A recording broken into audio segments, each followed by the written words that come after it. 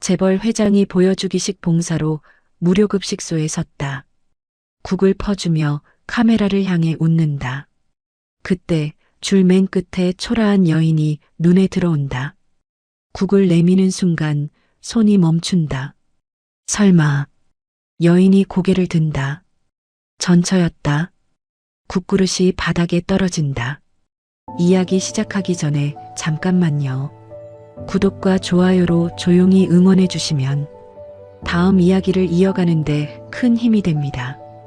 지금 어디에서 듣고 계신지 댓글로 한 줄 남겨주셔도 충분합니다. 이 이야기는 끝까지 함께 해주세요. 서울 강남의 한 고층 빌딩 최상층 넓은 회장실에 강태윤이 앉아 있었습니다. 65의 나이지만 여전히 카리스마가 넘쳤어요. 정장은 흠 하나 없이 다려져 있었고 책상 위에는 서류들이 정돈되어 있었죠. 태윤은 대한민국 재계 상위 1%에 속한 재벌 회장이었습니다. 건설, 유통, 금융까지 손대지 않은 분야가 없었어요. 98년 금융위기도 버텼고 수많은 기업 인수를 성공시켰죠. 사람들은 태윤을 냉정하고 완벽한 승부사라고 불렀습니다. 회장님, 오늘 일정 확인 부탁드립니다. 비서가 들어와 태블릿을 보여줬어요. 태윤은 무표정하게 화면을 훑었죠. 새벽 6시 임원회의, 오전 10시 정부 인사 미팅, 점심은 은행장과 접대, 오후 3시 이사회. 비서의 말이 계속 이어졌습니다. 태윤은 고개만 끄덕였어요. 매일이 똑같았죠. 회의, 접대, 결제. 끝이 없는 일정이었습니다. 저녁 일정은 없으십니다. 비서가 말했습니다. 태윤은 창밖을 바라봤어요. 알았네. 비서가 나간 뒤 태윤은 혼자 남았습니다. 넓은 회장실이 갑자기 텅 빈 것처럼 느껴졌어요. 태윤은 한숨을 쉬었죠. 저녁이 되면 태윤은 항상 대저택으로 돌아갔습니다. 강남 한복판에 있는 300평짜리 주택이었어요. 정원도 있고 수영장도 있었죠. 하지만 태윤 혼자 살았습니다. 현관문을 열고 들어가면 불 꺼진 거실만 기다렸어요. 태윤은 조명을 켜고 소파에 앉았죠. 집사가 저녁을 준비해뒀지만 혼자 먹기 싫었습니다.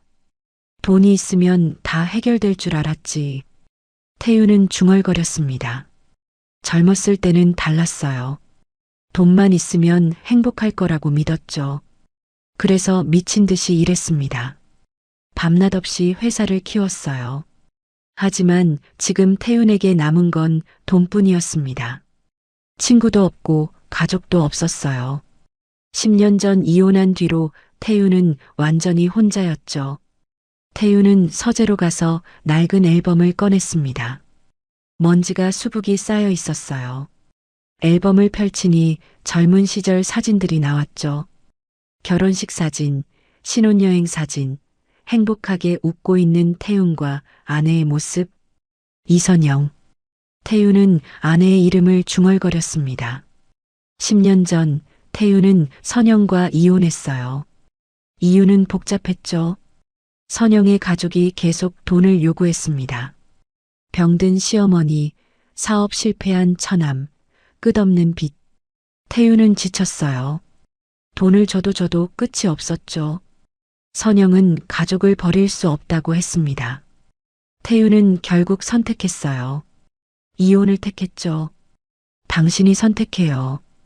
가족이냐 나냐. 태윤은 그날을 기억했습니다. 선영은 울면서 말했어요. 미안해요. 하지만 가족을 버릴 순 없어요.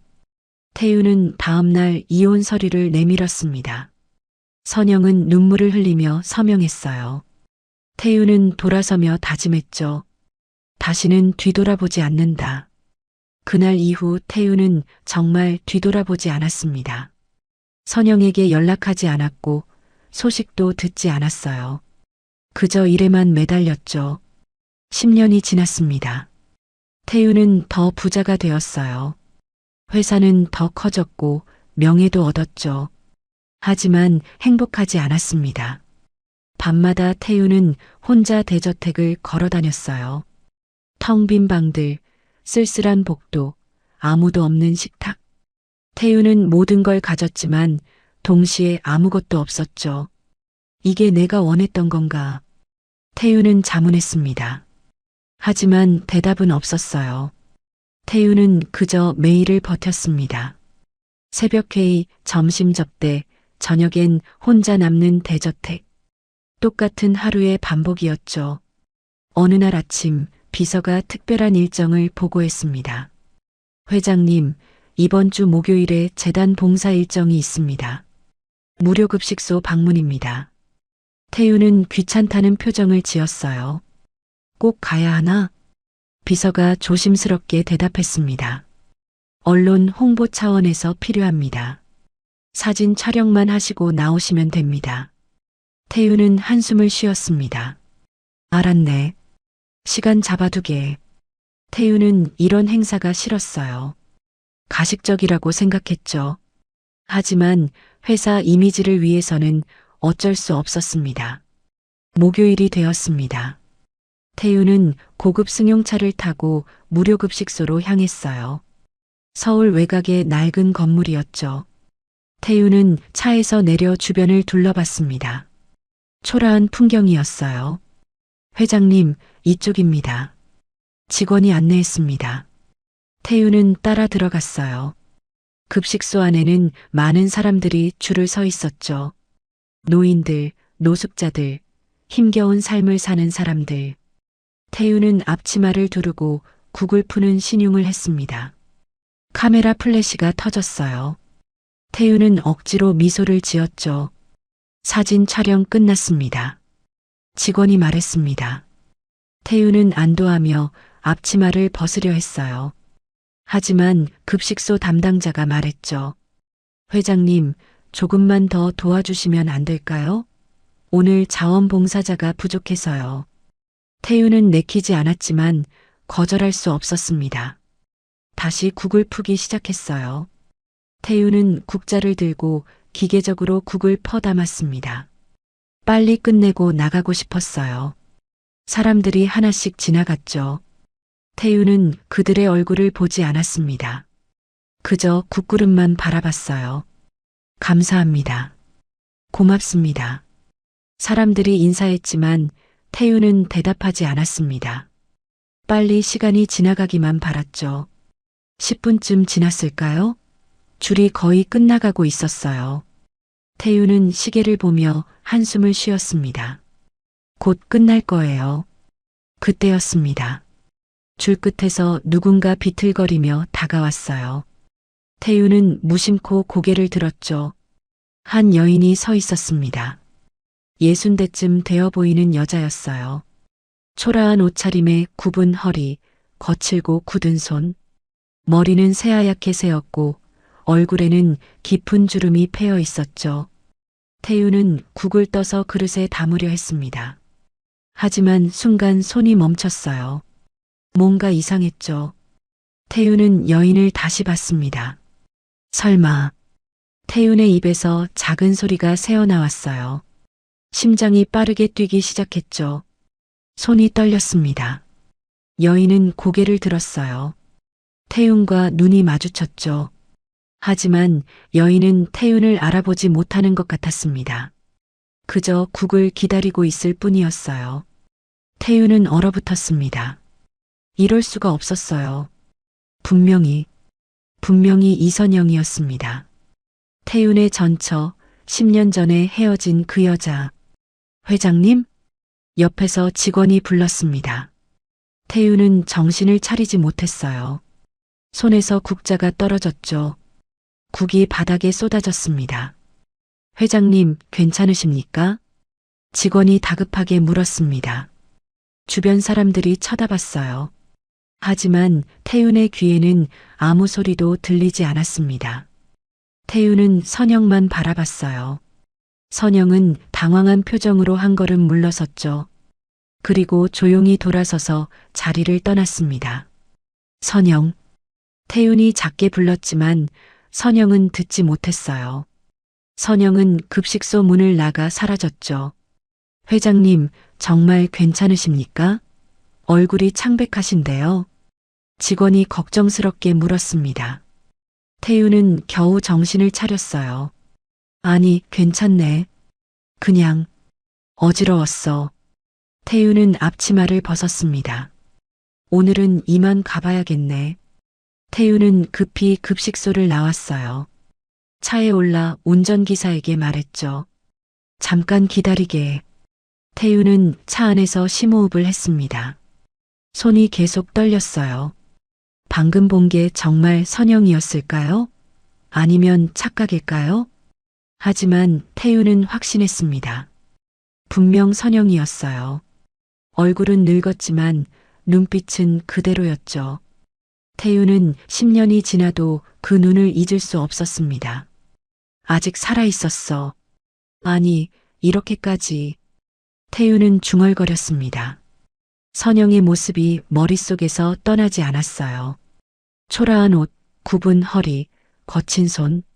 10년 전의 선영과는 너무 달랐죠. 10년 전 선영은 아름다웠습니다. 단정한 옷차림에 환한 미소, 따뜻한 목소리. 태우는 그런 선영을 사랑했어요. 하지만 지금 본 선영은 완전히 다른 사람 같았죠. 무슨 일이 있었던 거야? 태우는 불안했습니다. 선영에게 무슨 일이 생긴 걸까요? 왜 무료급식소에 온 걸까요? 태우는 결심했어요. 알아봐야 했습니다. 태우는 운전기사에게 말했죠. 회사로 가지 말고 잠깐 이 근처를 돌게. 차는 천천히 급식소 주변을 돌았습니다. 태우는 창밖을 주시했어요. 선영을 찾으려 했죠. 10분쯤 지나 선영을 발견했습니다. 선영은 천천히 걸어가고 있었어요. 태우는 운전기사에게 말했죠. 저 여자 따라가게. 천천히, 들키지 않게. 차는 선영을 조심스럽게 따라갔습니다. 선영은 좁은 골목으로 들어갔어요. 낡은 건물들이 즐비한 동네였죠. 선영은 한 건물 앞에 멈춰 섰습니다. 반지하 입구였어요. 선영은 계단을 내려가 문을 열고 들어갔죠. 여기서 기다리게. 태우는 차에서 내렸습니다.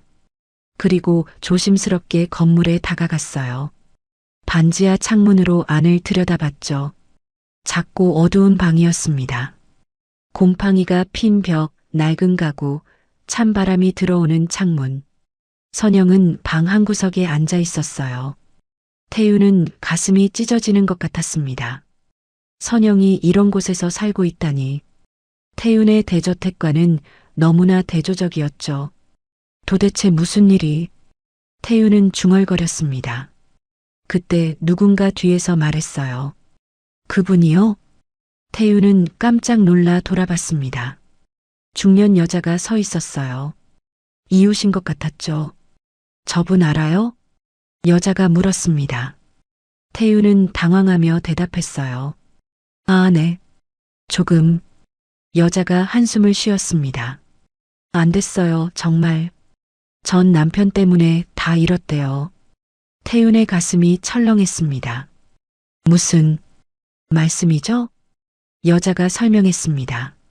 들으니까 남편이 부자였는데 이혼하고 나갔대요. 그 뒤로 가족들 병원비, 빚 다 떠안고 결국 이렇게 됐다더라고요. 태윤은 숨이 막혔습니다. 전 남편, 그게 바로 태윤 자신이었죠. 가족까지 다 잃었대요. 어머니도 돌아가시고 동생도 연락 끊고. 여자의 말이 계속 이어졌습니다. 태윤은 더 이상 듣고 싶지 않았어요. 하지만 발이 떨어지지 않았죠. 혼자 사세요. 몸도 안 좋으신 것 같던데. 참 안타까워요. 태윤은 고개를 숙였습니다. 눈앞이 캄캄했어요. 태윤은 차에 올라 한참을 멍하니 앉아 있었습니다. 머릿속이 하얗게 변했어요. 이웃의 말이 계속 맴돌았죠. 전 남편 때문에 다 잃었대요. 회장님, 어디로 가시겠습니까? 운전기사가 조심스럽게 물었습니다. 태우는 대답하지 못했어요. 어디로 가야 할까요? 집으로? 회사로? 회사로. 가세. 태우는 겨우 입을 열었습니다. 차가 출발했지만 태우는 창밖만 바라봤어요. 선영의 모습이 눈에 선했죠. 회사에 도착했지만 태우는 일을 할 수 없었습니다. 서류를 봐도 글자가 들어오지 않았어요. 회의를 해도 집중할 수 없었죠. 회장님, 괜찮으십니까? 비서가 걱정스럽게 물었습니다. 태우는 손을 흔들었어요. 괜찮네. 그냥 피곤해서 그래. 하지만 괜찮지 않았습니다. 태윤의 머릿속은 온통 선영 생각뿐이었어요. 저녁이 되자 태윤은 대저택으로 돌아왔습니다. 넓은 거실에 불을 켜고 소파에 앉았어요. 하지만 마음은 계속 선영에게 가 있었죠. 태윤은 서재로 가서 오래된 상자를 꺼냈습니다. 이혼할 때 선영의 물건들을 담아둔 상자였어요. 태윤은 한 번도 열어본 적이 없었죠. 상자를 열자 선영의 냄새가 났습니다. 옷, 사진, 편지, 모든 게 그대로 있었어요. 태윤은 사진 한 장을 집어들었죠. 젊은 시절 선영의 모습이었습니다. 환하게 웃고 있었어요. 태윤도 옆에서 웃고 있었죠. 행복했던 시절이었습니다. 내가 뭘 한 거지? 태윤은 중얼거렸습니다. 10년 전 태윤은 선영을 떠났어요. 선영의 가족이 부담스러웠죠. 끝없는 요구, 계속되는 빚. 태윤은 지쳤습니다. 하지만 지금 생각하니 다른 방법도 있었을 거예요. 도와줄 수도 있었고 함께 해결할 수도 있었죠. 하지만 태윤은 그러지 않았습니다. 그저 도망쳤어요.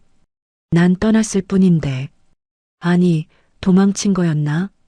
태윤은 자신에게 물었습니다. 그날 밤 태윤은 잠을 이룰 수 없었어요.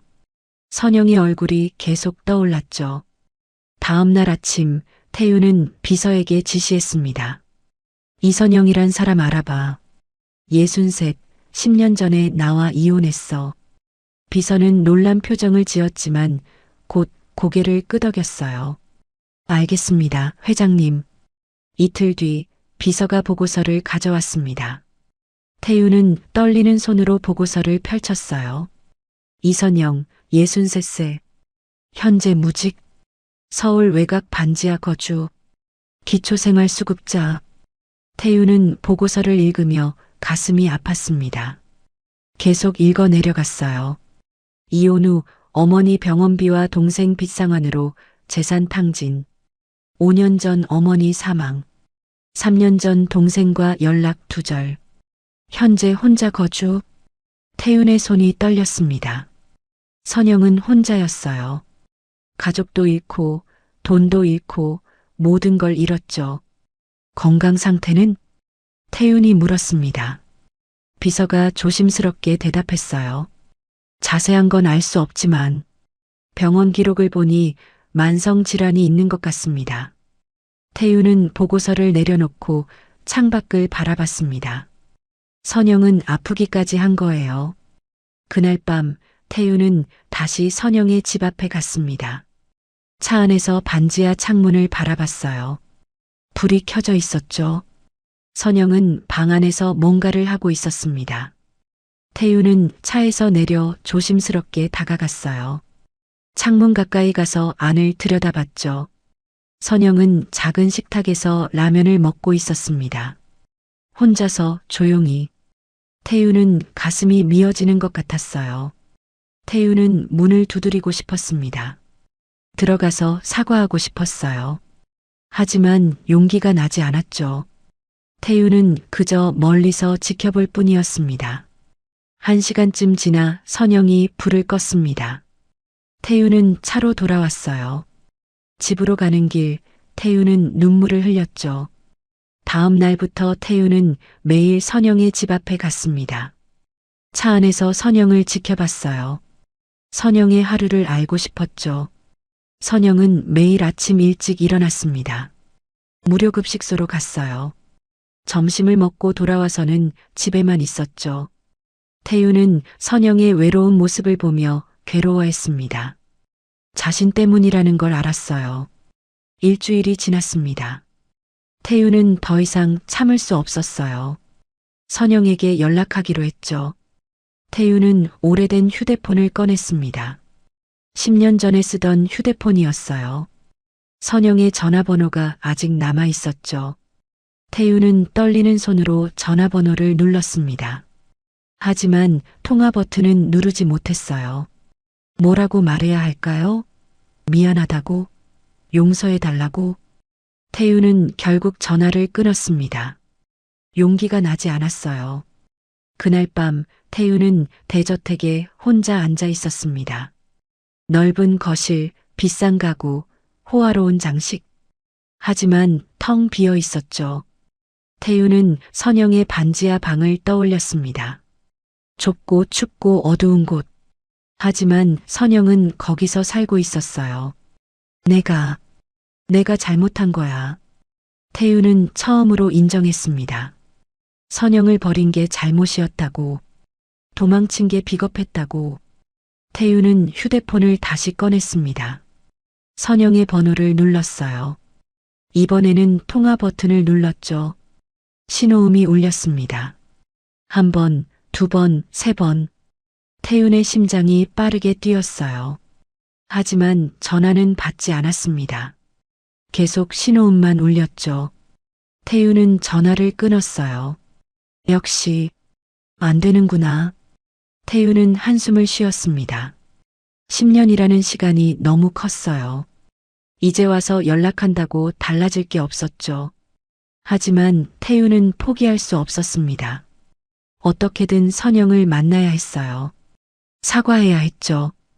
태윤은 며칠 동안 고민했습니다. 어떻게 선영을 만날까요? 갑자기 찾아가면 선영이 놀랄 거예요. 전화는 받지 않았고 편지를 써도 읽을지 알 수 없었죠. 태윤은 결국 다시 무료급식소로 갔습니다. 선영을 자연스럽게 만날 수 있는 곳이었어요. 태윤은 봉사복을 입고 국을 푸는 자리에 섰죠. 1시간쯤 지나 선영이 들어왔습니다. 태윤은 가슴이 두근거렸어요. 선영은 줄을 서서 천천히 다가왔죠. 태윤은 고개를 숙이고 국을 퍼담았습니다. 선영이 태윤 앞에 섰어요. 태윤은 떨리는 손으로 국그릇을 내밀었죠. 선영은 국그릇을 받아갔습니다. 태윤을 알아보지 못했어요. 태윤은 안도하면서도 슬펐죠. 급식이 끝나고 태윤은 선영을 따라 나갔습니다. 멀리서 지켜보며 선영의 뒤를 따랐어요. 선영은 반지하 집으로 돌아갔죠. 태윤은 차 안에서 생각했습니다. 이렇게 지켜보기만 할 순 없었어요.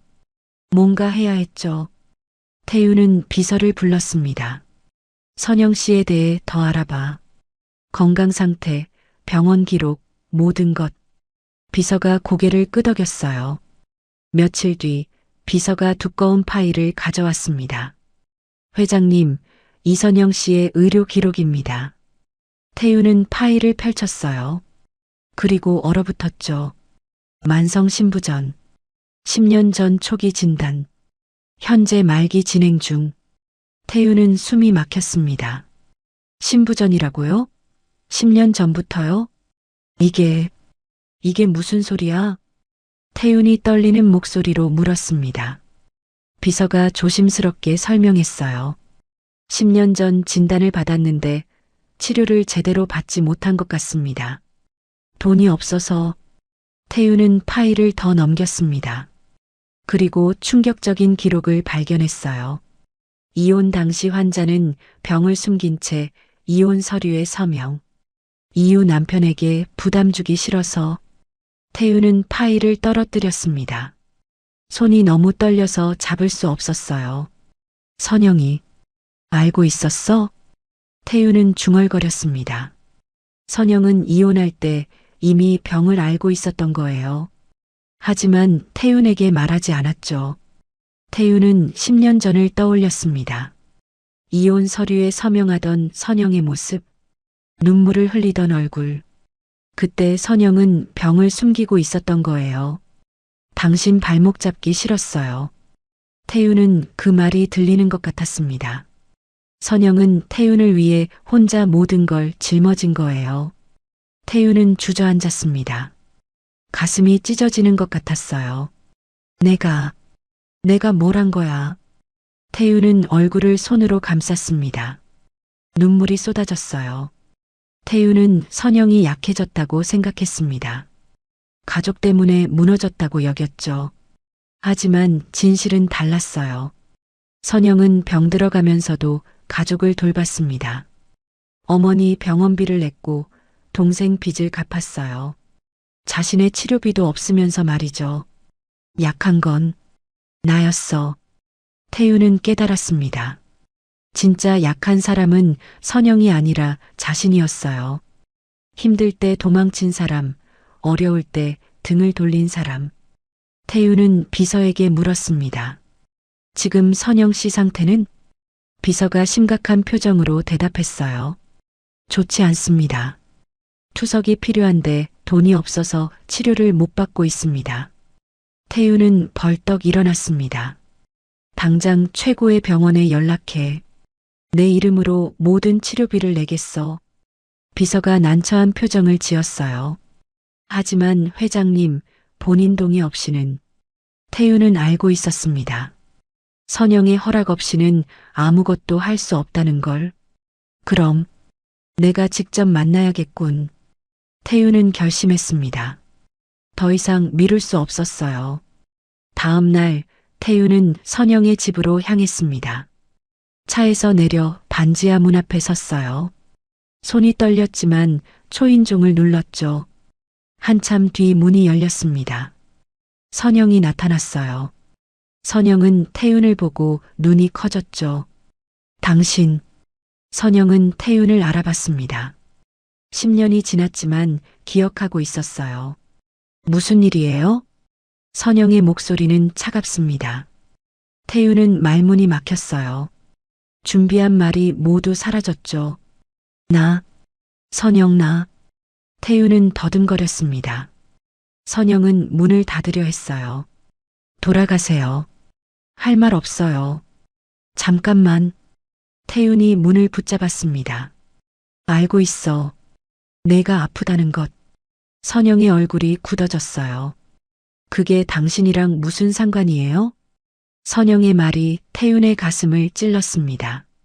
하지만 태윤은 물러서지 않았어요. 병원에 가자. 내가 모든 치료비를 낼게. 선영이 비웃었습니다. 돈으로 해결하려고요? 역시 당신답네요. 선영, 제발. 그때 선영이 비틀거렸습니다. 몸을 가누지 못하고 쓰러지려 했어요. 태윤이 급히 선영을 붙잡았죠. 선영, 괜찮아? 선영은 태윤의 품에 쓰러졌습니다. 의식을 잃은 것 같았어요. 선영, 정신 차려. 태윤은 다급하게 선영을 안아 올렸습니다. 차로 뛰어가 선영을 태웠어요. 병원으로 빨리. 태윤이 운전기사에게 소리쳤습니다. 차가 급히 출발했어요. 태윤은 선영을 안고 있었습니다. 선영의 얼굴은 창백했고 숨소리는 약했어요. 버텨, 선영. 제발 버텨줘. 태윤은 간절히 빌었습니다. 선영의 손을 꼭 잡았어요. 병원에 도착했습니다. 의료진이 달려와 선영을 응급실로 옮겼어요. 태윤은 뒤따라 들어가려 했죠. 보호자분이세요? 간호사가 물었습니다. 태윤은 떨리는 목소리로 대답했어요. 네, 제가 남편입니다. 태윤은 응급실 밖에서 기다렸습니다. 불안한 마음으로 복도를 오갔어요. 시간이 너무 느리게 흘렀죠. 1시간, 2시간이 지났습니다. 마침내 의사가 나왔어요. 태윤이 급히 다가갔죠. 환자는 어떻습니까? 의사가 심각한 표정으로 대답했습니다. 위중합니다. 만성 신부전이 말기까지 진행되었어요. 즉시 투석을 시작해야 합니다. 태윤은 가슴이 철렁했어요. 그럼 살 수 있습니까? 의사가 고개를 끄덕였습니다. 치료를 받으면 상태를 안정시킬 수 있습니다. 하지만 오래 방치한 상태라 시간이 걸릴 겁니다. 태우는 안도하면서도 괴로웠습니다. 비용은 신경 쓰지 마십시오. 최선을 다해 주십시오. 의사가 고개를 끄덕이고 돌아갔어요. 태우는 의자에 주저앉았죠. 1시간 뒤 선영이 병실로 옮겨졌습니다. 태우는 병실로 들어갔어요. 선영은 침대에 누워 있었죠. 여전히 눈을 감고 있었습니다. 태우는 침대 옆에 앉았어요. 선영의 손을 조심스럽게 잡았죠. 차갑고 마른 손이었습니다. 미안해, 선영. 정말 미안해. 태우는 중얼거렸습니다. 눈물이 흘러내렸어요. 밤이 되었습니다. 태우는 병실을 떠나지 않았어요. 선영 곁을 지켰죠. 비서가 옷과 음식을 가져왔지만 태우는 먹지 않았습니다. 새벽이 되자 선영이 눈을 떴어요. 천천히 주변을 둘러봤죠. 태훈과 눈이 마주쳤습니다. 어디? 선영이 약한 목소리로 물었습니다. 태훈이 급히 대답했어요. 병원이야. 내가 쓰러져서 내가 데려왔어. 선영은 태훈을 보며 미간을 찌푸렸어요. 왜 왔어요? 선영의 목소리에는 원망이 섞여 있었습니다. 태훈은 가슴이 아팠어요. 선영나. 선영이 태훈의 말을 끊었습니다. 돌아가세요. 이제 와서 뭐하러 왔어요? 선영은 고개를 돌렸어요. 태훈을 보고 싶지 않다는 뜻이었죠. 선영, 들어줘. 제발. 태훈이 간청했습니다. 하지만 선영은 대답하지 않았어요. 태훈은 한참을 망설이다가 입을 열었습니다. 알고 있어. 내가 이혼할 때 이미 병을 알고 있었다는 것. 선영의 몸이 굳어졌어요. 태훈은 계속 말했죠. 왜 말하지 않았어? 왜 혼자 짊어지려 했어? 선영이 천천히 고개를 돌렸습니다. 눈에는 눈물이 가득했어요. 말해서 뭐해요? 당신은 이미 떠날 사람이었잖아요. 선영의 말에 태훈은 할 말을 잃었습니다. 선영이 계속 말했어요. 당신은 지쳤어요. 나랑 내 가족이랑 사는 게 나도 알았어요. 선영의 목소리가 떨렸습니다. 그래서 당신 발목 잡기 싫었어요. 병까지 알리면 당신이 더 괴로워할 거잖아요. 태우는 눈물이 쏟아졌어요. 바보 같은, 왜 그런 생각을 했어? 선영이 쓴웃음을 지었습니다. 사랑했으니까요. 마지막까지 당신이 편하게 떠나길 바랐어요. 태우는 선영의 손을 꼭 잡았습니다. 미안해. 정말 미안해. 나는 비겁했어. 태훈의 목소리가 떨렸어요. 그땐 내가 약해졌다고 생각했어. 가족 때문에 무너진다고 여겼지. 근데 약한 건 나였더군. 태훈은 선영을 똑바로 봤습니다. 나는 도망쳤어. 힘들 때 내 곁을 떠났지. 그게 내 평생 후회야. 선영은 태훈을 바라봤어요. 눈물이 흘러내렸죠. 이제 와서 무슨 소용이에요? 선영의 목소리는 슬펐습니다. 10년이 지났어요. 너무 늦었어요. 태훈이 고개를 저었습니다. 늦지 않았어. 아직 우리 됐어요. 선영이 태훈의 말을 끊었어요. 저 이제 지쳤어요. 당신한테도 삶에도. 선영은 눈을 감았습니다. 그냥 혼자 있고 싶어요. 태훈은 더 이상 말할 수 없었습니다. 선영의 마음이 닫혀 있었어요. 며칠이 지났습니다. 선영은 치료를 받았지만 태훈과는 말을 하지 않았어요. 태훈은 매일 병실에 왔지만 선영은 외면했죠. 일주일째 되던 날 태훈은 비서에게서 충격적인 소식을 들었습니다. 회장님, 이선영 씨가 퇴원하겠다고 합니다. 태훈이 놀라 물었어요. 뭐라고? 아직 치료가 끝나지 않았는데. 비서가 난처한 표정을 지었습니다. 본인이 강력히 원하고 있습니다. 더 이상 치료받고 싶지 않다고. 태우는 급히 병실로 달려갔습니다.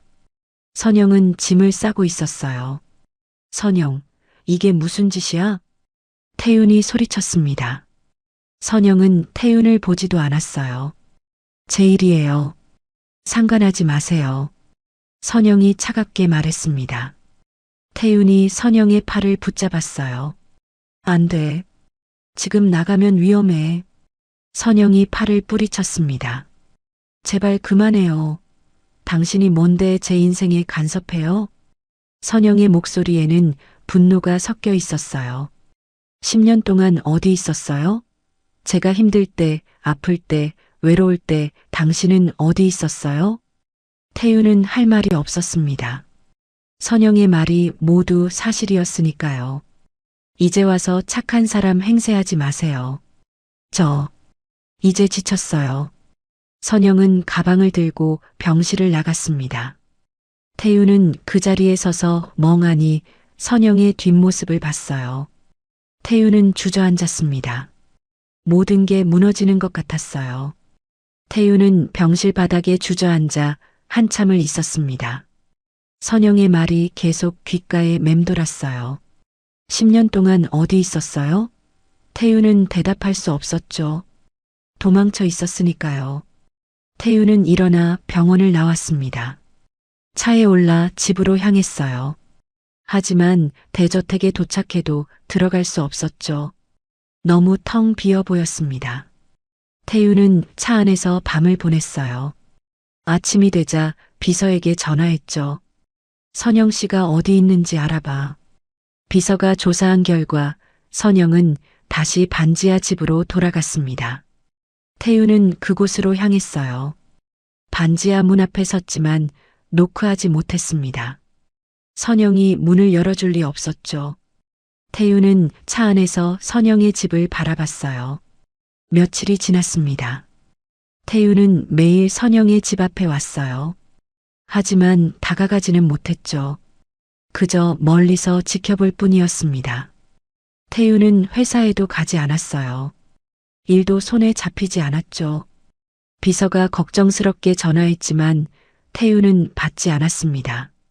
일주일째 되던 날 태유는 결심했습니다. 선영을 만나야 했어요. 거절당해도 괜찮았죠. 태유는 용기를 내어 반지하 문을 두드렸습니다. 한참 뒤 문이 열렸어요. 선영이 나타났죠. 선영은 태윤을 보고 한숨을 쉬었습니다. 또 왔어요? 선영의 목소리는 지쳐 있었어요. 태윤은 고개를 숙였죠. 미안해. 하지만 할 말이 있어. 선영이 문을 닫으려 했습니다. 태윤이 급히 말했어요. 제발 5분만 시간을 줘. 선영은 잠시 망설이다가 문을 열었습니다. 들어와요. 태윤은 조심스럽게 안으로 들어갔어요. 좁은 방, 낡은 가구, 찬 공기. 태윤의 가슴이 아팠죠. 앉아요. 선영이 의자를 가리켰습니다. 태윤은 앉았고 선영도 맞은편에 앉았어요. 뭐하러 왔어요? 선영이 차갑게 물었습니다. 태윤은 한참 망설이다가 입을 열었어요. 처음으로 제대로 사과하러 왔어. 태윤은 선영을 똑바로 봤습니다. 10년 전 나는 내가 약해졌다고 생각했어. 가족 때문에 무너진다고 여겼지. 태윤의 목소리가 떨렸어요. 하지만 지금 알았어. 약한 건 나였어. 힘들 때 도망친 사람, 내가 아플 때 외면한 사람. 선영은 태윤을 바라봤습니다. 표정을 알 수 없었어요. 나는 돈이 모든 걸 해결한다고 믿었어. 성공하면 행복할 거라고 생각했지. 태윤은 쓴웃음을 지었습니다. 하지만 틀렸어. 나는 모든 걸 가졌지만 아무것도 없었어. 돈도 명예도 다 있었지만 외로웠어. 태윤의 눈에 눈물이 맺혔습니다. 내가 없으니까 10년 동안 매일 후회했어. 너를 떠난 걸. 선영의 눈에도 눈물이 고였어요. 하지만 여전히 말이 없었죠. 미안해, 선영. 정말 미안해. 태윤이 고개를 숙였습니다. 눈물이 떨어졌어요. 돈으로 해결하려는 게 아니야. 그냥 진심으로 사과하고 싶어. 한참 침묵이 흘렀습니다. 선영이 천천히 입을 열었어요. 알아요. 선영의 목소리는 부드러웠습니다. 당신이 후회한다는 거, 미안해한다는 거, 다 알아요. 선영은 눈물을 닦았어요. 하지만 그게 뭐가 바뀌어요? 10년은 돌아오지 않아요. 태유는 고개를 들었습니다. 알아. 시간은 되돌릴 수 없지. 하지만 태유는 선영의 손을 잡으려 했어요. 선영은 손을 뒤로 뺐죠. 됐어요. 이제 그만해요. 선영이 일어났습니다. 당신을 용서할 수 없어요. 아직은. 태유는 가슴이 무너지는 것 같았어요. 하지만 이해했죠. 선영의 상처가 얼마나 깊은지. 알겠어. 기다릴게. 태윤이 일어서며 말했습니다. 평생이 걸려도 괜찮아. 언젠가 내가 날 용서할 때까지 기다릴게. 태윤은 문을 향해 걸어갔어요. 문손잡이를 잡고 돌아봤죠. 하나만 약속해줘. 병원 치료는 계속 받아줘. 제발. 선영은 대답하지 않았습니다. 태윤은 한숨을 쉬고 문을 열었어요. 선영. 뒤에서 선영의 목소리가 들렸습니다. 태윤이 멈춰 섰어요. 왜 이제 와서 그래요? 선영의 목소리는 떨리고 있었습니다. 왜 10년 전에는 안 그랬어요? 왜 제가 힘들 때는 없었어요? 태윤은 천천히 돌아섰습니다. 선영은 울고 있었어요. 저도 당신이 필요했어요. 아플 때, 외로울 때, 무서울 때, 그때 당신이 있었으면 좋겠다고 매일 생각했어요. 선영이 바닥에 주저앉았습니다. 하지만 당신은 없었어요. 전화도 안 했고 찾아오지도 않았잖아요. 태윤은 선영에게 다가가 무릎을 꿇었어요. 미안해. 정말 미안해. 태윤도 울고 있었습니다. 변명할 수 없어. 나는 비겁했어. 도망쳤어. 두 사람은 한참을 울었습니다. 10년 동안 쌓인 고통과 그리움이 터져나왔어요. 한참 뒤 선영이 눈물을 닦으며 말했습니다. 돌아가요. 태윤은 고개를 끄덕였습니다. 일어서려는데 선영이 덧붙였어요. 병원 다시 다닐게요. 태윤은 선영을 봤습니다. 선영이 작게 미소를 지었어요. 대신 조건이 있어요. 당신이 직접 병원에 데려다 주세요. 매번. 태윤의 눈이 커졌습니다. 정말? 선영이 고개를 끄덕였어요. 천천히. 다시 시작해보고 싶어요. 할 수 있을지 모르겠지만. 태윤은 눈물을 흘리며 고개를 끄덕였습니다. 고마워, 선영. 정말 고마워. 한 달이 지났습니다. 태윤은 매일 선영을 병원에 데려다 줬어요. 아침 일찍 반지하 집 앞에서 기다렸다가 함께 병원으로 갔죠. 치료가 끝나면 다시 집까지 바래다 줬습니다. 처음에는 어색했어요. 차 안에서 둘 다 말이 없었죠. 하지만 시간이 지나며 조금씩 대화가 늘어났습니다. 오늘 날씨 좋네요. 그러게요. 짧은 대화였지만 태윤에게는 소중했어요. 선영과 다시 이야기할 수 있다는 것만으로도 감사했죠. 선영의 건강은 조금씩 좋아졌습니다. 투석 치료를 꾸준히 받으니 얼굴에 생기가 돌았어요. 태윤은 그런 선영을 보며 안도했죠. 어느 날 태윤은 중요한 결정을 내렸습니다. 회사 이사회를 소집했어요. 임원들이 모두 모였죠. 오늘 중요한 발표가 있습니다. 태윤이 단상에 섰습니다. 임원들이 긴장한 표정으로 기다렸어요. 다음 달 제 전처 이선영 씨와 공개석상에 함께 나갈 예정입니다. 회의실이 술렁거렸습니다. 상무 한 명이 벌떡 일어났어요. 회장님, 그게 무슨 말씀이십니까? 태유는 침착하게 대답했습니다. 문자 그대로입니다. 자선 행사에 선영 씨를 동반할 겁니다. 재무 담당 이사가 반대했어요. 회장님, 그러시면 안 됩니다. 언론이 가만히 있지 않을 겁니다. 태유는 알고 있었습니다. 이혼한 전처를 공개석상에 데려간다는 것.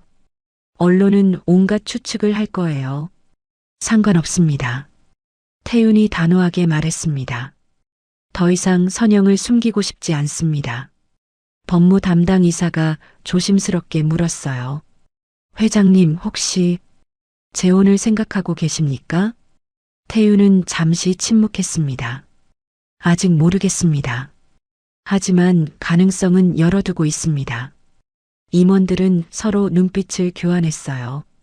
모두 불안해 보였죠. 회장님, 신중하게 생각하십시오. 회사 이미지에 타격이 있을 수 있습니다. 태유는 고개를 저었습니다. 이미 결정했습니다. 반대는 받지 않겠습니다. 회의가 끝나고 태유는 선영에게 전화했어요. 선영, 나 한 가지 부탁이 있어. 선영이 물었습니다. 무슨 부탁이에요? 태유는 조심스럽게 말했습니다. 다음 주 자선 행사에 나랑 같이 가줄 수 있어? 선영은 잠시 침묵했어요. 공개석상이죠? 응. 사람들이 많을 거야. 선영이 한숨을 쉬었습니다. 왜요? 왜 저를 데려가려는 거예요? 태유는 진심을 담아 대답했어요. 더 이상 널 숨기고 싶지 않아. 당당하게 내 옆에 있었으면 좋겠어. 선영은 한참 생각했습니다. 알았어요. 가겠습니다. 행사 당일이 되었습니다. 태유는 선영을 데리러 갔어요. 선영은 단정한 옷을 입고 나왔죠. 예전처럼 아름다워 보였습니다. 예쁘네. 태윤이 말했습니다. 선영이 수줍게 웃었어요. 고마워요. 행사장에 도착하자 기자들이 몰려들었습니다. 카메라 플래시가 터졌어요. 회장님, 옆에 계신 분은 누구십니까? 전처 아니십니까? 재혼하신 겁니까? 질문이 쏟아졌습니다. 선영은 당황해 보였어요. 태윤이 선영의 손을 잡았죠. 괜찮아. 내가 있잖아. 태윤은 마이크 앞에 섰습니다. 질문에 답하겠습니다. 옆에 계신 분은 제 전처 이선영 씨입니다. 기자들이 술렁거렸습니다. 태윤은 계속 말했어요. 10년 전 이혼했습니다. 하지만 최근 다시 만났습니다. 한 기자가 소리쳤어요. 재혼 계획이 있으십니까? 태윤은 선영을 보았습니다. 선영도 태윤을 보고 있었어요. 태윤이 대답했죠. 천천히 생각하고 있습니다. 급하게 결정하고 싶지 않습니다. 그날 저녁 뉴스는 이 이야기로 가득했어요. 재벌 회장, 전처와 재회, 10년 만의 로맨스. 하지만 다음 날 예상치 못한 폭로가 터졌습니다. 어느 언론사가 특종을 냈어요. 강태윤 회장, 전처를 방치했나? 전처는 극빈층으로 전락. 기사에는 선영의 반지하 집 사진, 무료급식소에서 밥을 받는 모습까지 실려 있었습니다. 태윤은 분노했어요. 회사 이사회가 긴급 소집되었습니다. 이사들이 태윤을 압박했어요. 회장님, 이미지가 너무 나쁩니다. 퇴진하시는 게 좋겠습니다. 주가가 폭락하고 있습니다. 책임지셔야 합니다. 태윤은 이사들을 둘러봤습니다. 모두 자신을 버릴 준비가 되어 있었어요. 좋습니다. 태윤이 침착하게 말했습니다. 물러나겠습니다. 이사들이 놀란 표정을 지었어요. 이렇게 쉽게 물러날 줄 몰랐죠. 하지만 그 전에 기자회견을 하겠습니다. 태윤이 덧붙였습니다. 다음 날 태윤은 기자회견장에 섰습니다. 수많은 기자들과 카메라가 그를 향했어요. 제가 버린 사람입니다. 태윤은 떨리는 목소리로 시작했습니다. 10년 전 저는 제 아내를 버렸습니다. 힘들다는 핑계로, 지쳤다는 이유로 기자들이 숨을 죽였습니다. 아내는 병들어 있었습니다. 하지만 저에게 말하지 않았죠. 제 발목 잡기 싫어서였습니다. 태윤의 눈에 눈물이 맺혔어요. 저는 비겁했습니다. 도망쳤습니다. 그리고 10년 동안 아내는 혼자 고통받았습니다. 태윤은 카메라를 똑바로 봤습니다. 이제는 도망치지 않겠습니다. 제 잘못을 인정합니다. 태윤은 재산 일부를 정리해 복지재단을 설립한다고 발표했어요. 선영 같은 사람들을 돕기 위해서였죠. 이번엔 보여주기용이 아닙니다. 진심입니다. 기자회견이 끝나고 태윤은 선영을 찾아갔습니다. 선영은 뉴스를 보고 있었어요. 봤어요. 선영이 말했습니다. 용기 있었어요. 태윤이 선영 옆에 앉았어요. 당신 덕분이야. 석 달이 지났습니다. 태윤은 회장직에서 물러났어요. 전문 경영인에게 자리를 넘기고 이사회에서도 손을 뗐죠. 많은 사람들이 놀랐지만 태윤은 후회하지 않았습니다. 태윤은 대저택도 정리했어요. 너무 컸고 혼자 살기엔 쓸쓸했죠. 대신 작은 임대 아파트를 얻었습니다. 20평 남짓한 공간이었지만 태윤에게는 충분했어요. 선영의 건강은 많이 좋아졌습니다. 꾸준한 치료 덕분이었어요.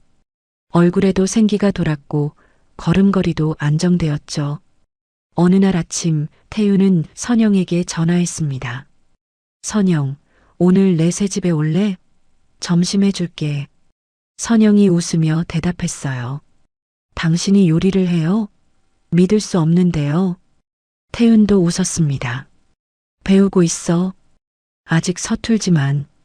선영은 태윤의 아파트로 찾아왔습니다. 문을 열고 들어서니 작지만 따뜻한 공간이었어요. 태윤은 부엌에서 국을 끓이고 있었죠. 어서 와. 앉아 있어. 태윤이 말했습니다.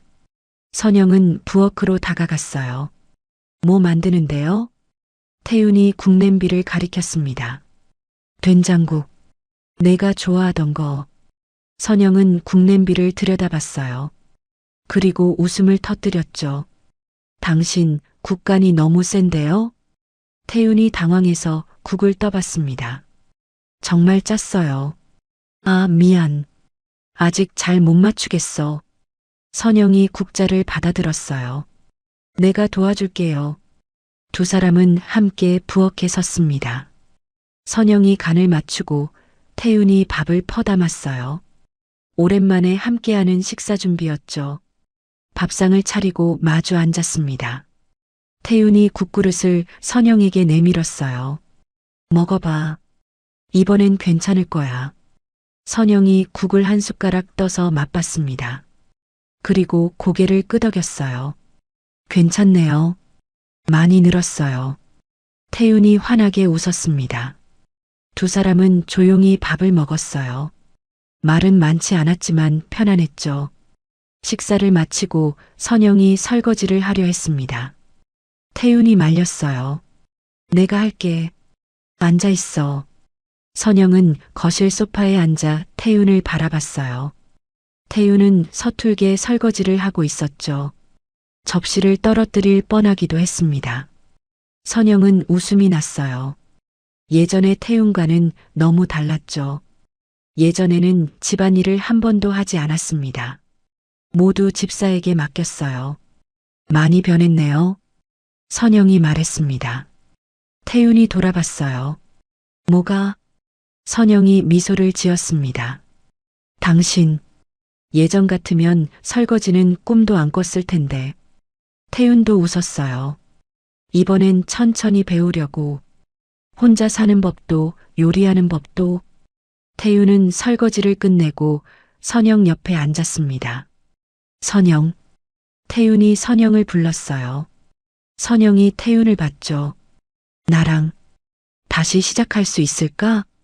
선영은 잠시 침묵했습니다. 태윤은 조바심이 났지만 기다렸어요. 천천히요.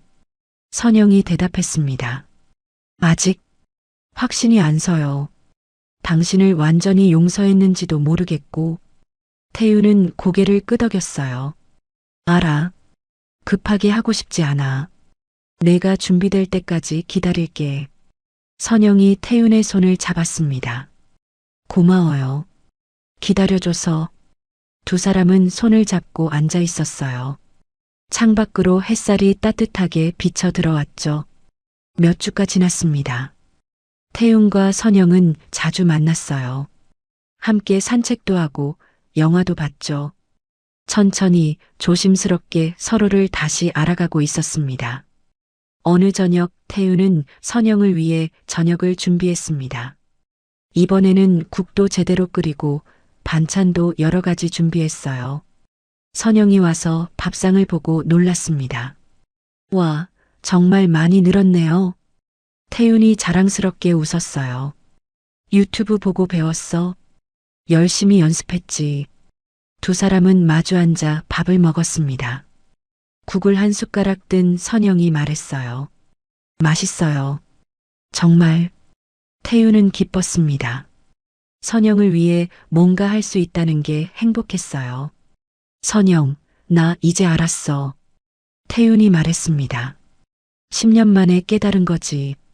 사람은 돈으로 살 수 없고 사랑은 늦게라도 돌아올 수 있다는 걸. 선영이 태윤을 바라봤어요. 후회하지 않아요? 회사도 그만두고 재산도 많이 정리하고. 태윤은 고개를 저었습니다. 전혀. 오히려 이제야 제대로 사는 것 같아. 태윤은 선영의 손을 잡았어요. 당신과 함께 밥 먹고 이야기 나누는 게 훨씬 행복해. 선영의 눈에 눈물이 맺혔습니다. 저도 행복해요. 두 사람은 손을 맞잡고 서로를 바라봤어요. 10년이라는 긴 시간이 지났지만 사랑은 여전히 남아 있었습니다. 그날 밤 선영이 집으로 돌아가려 할 때 태윤이 말했어요. 내일도 와줄래? 아침 같이 먹자. 선영이 미소를 지었습니다. 좋아요. 내일은 제가 국을 끓일게요.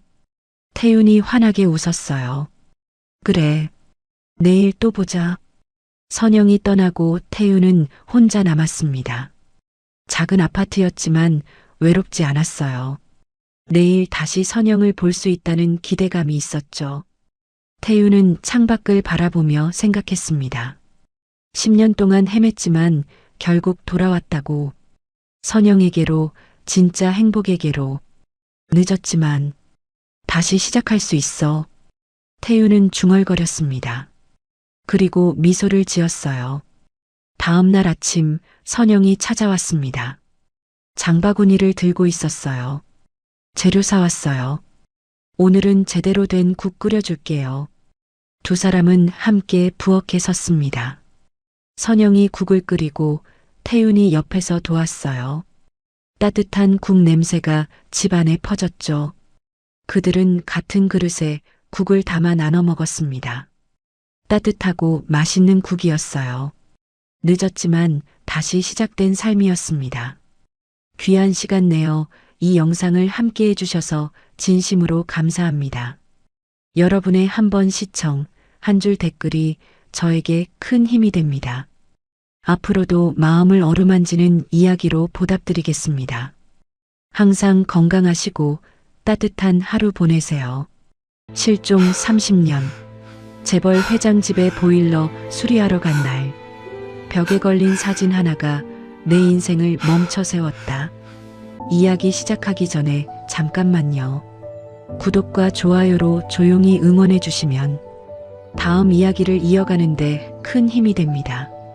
지금 어디에서 듣고 계신지 댓글로 한 줄 남겨주셔도 충분합니다. 이 이야기는 끝까지 함께 해주세요. 서울 외곽의 낡은 연립주택. 겨울 아침 해가 희미하게 떠올랐습니다. 반지하 월세방 창문으로 차가운 빛이 스며들었어요.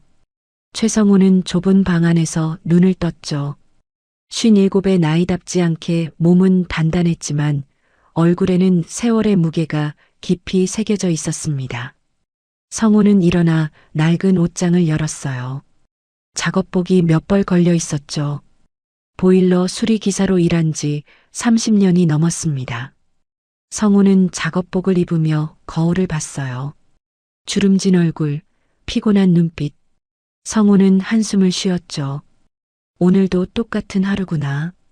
성우는 작게 중얼거렸습니다. 매일이 똑같았어요. 아침에 일어나 일터로 가고 고장난 보일러를 고치고 저녁에 돌아와 혼자 밥을 먹었죠.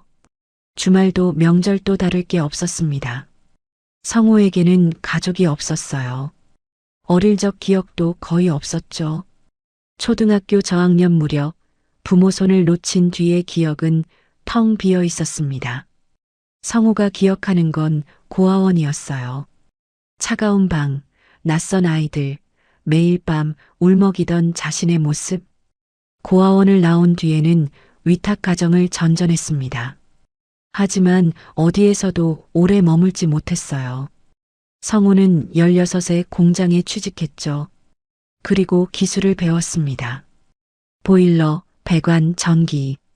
손으로 하는 일이라면 뭐든 익혔어요. 고장난 건 고치면 되는데. 성우는 낡은 찬장 앞에 서서 중얼거렸습니다. 라면 몇 개와 김치통이 전부였어요. 성우는 라면을 하나 꺼내 끓였죠. 혼자 먹는 밥은 언제나 쓸쓸했습니다. 성우는 라면을 먹으며 방 안을 둘러봤어요. 가족 사진 하나 없는 벽, 먼지 쌓인 책상, 오래된 텔레비전. 성우의 삶은 텅 비어 있었죠. 친구도 없고 연인도 없었습니다. 명절이 되어도 전화 한 통 오지 않았어요. 사람 인생은 왜 이렇게 안 되냐? 성우는 라면 국물을 마시며 한숨을 쉬었습니다.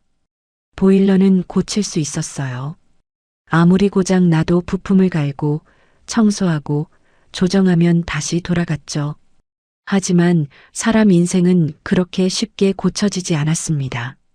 성우는 어릴 적 자신을 떠올렸어요. 부모님 얼굴도 기억나지 않았죠. 이름도 목소리도 아무것도 없었습니다. 성우는 그저 버려진 아이였어요. 고속도로 휴게소에서 발견되었다고 들었죠. 누가 버렸는지, 왜 버렸는지 아무도 몰랐습니다. 성우는 라면 그릇을 씻고 작업 가방을 챙겼어요. 오늘도 출장이 여러 건 잡혀 있었죠. 성우는 문을 열고 밖으로 나갔습니다. 계단을 올라가니 차가운 바람이 얼굴을 때렸어요. 성우는 낡은 승합차에 올랐습니다. 뒷자리에는 공구들이 가득했어요. 렌치, 드라이버, 측정기.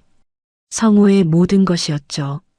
성우는 시동을 걸고 출발했습니다. 첫 번째 집은 빌라였어요. 젊은 부부가 살고 있었죠. 보일러가 자꾸 꺼진다고 했습니다. 성우는 능숙하게 보일러를 점검했어요. 센서 문제였죠. 10분 만에 고쳤습니다. 고맙습니다. 덕분에 살았어요. 부부가 환하게 웃으며 고마워했어요. 아기를 안고 있는 아내의 모습이 따뜻해 보였죠. 성우는 잠깐 그들을 바라봤습니다. 저런 가정이 성우에게도 있었다면 어땠을까요? 성우는 고개를 저으며 집을 나왔어요. 부질없는 생각이었죠. 성우에게는 가족이 없었습니다. 평생 혼자였고 앞으로도 혼자일 거예요. 두 번째 집, 세 번째 집. 성우는 하루 종일 고장난 보일러를 고쳤습니다. 손은 기름때로 까맣게 변했고 몸은 지쳤어요. 하지만 성우는 멈추지 않았죠. 일하는 동안만은 외로움을 잊을 수 있었으니까요. 저녁이 되자 성우는 마지막 집으로 향했습니다. 주소를 확인하니 강남이었어요. 성우는 의아했죠.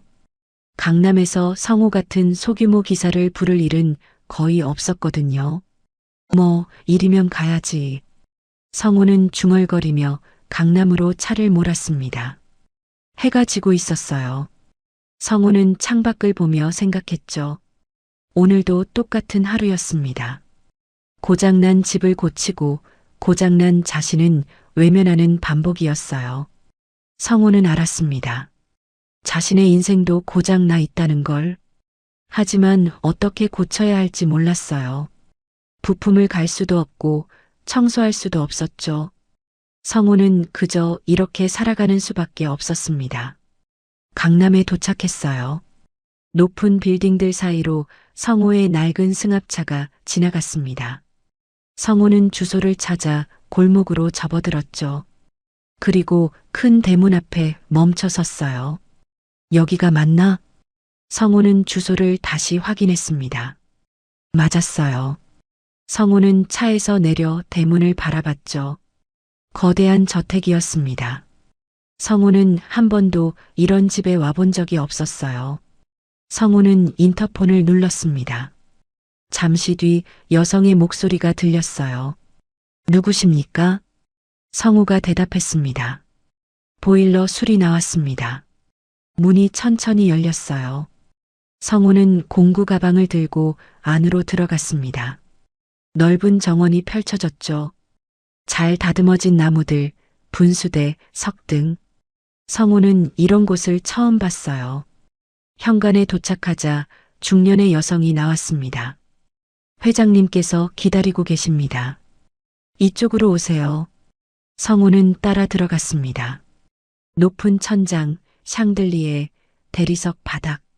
마치 궁전 같았어요. 성호는 자신의 낡은 작업복을 의식하며 조심스럽게 걸었죠. 거실로 안내되었습니다. 창가에 한 노인이 서 있었어요. 80대쯤 되어 보이는 남자였습니다. 정장을 단정하게 입고 있었죠. 수고 많소. 노인이 돌아서며 말했습니다. 성호는 고개를 숙였어요.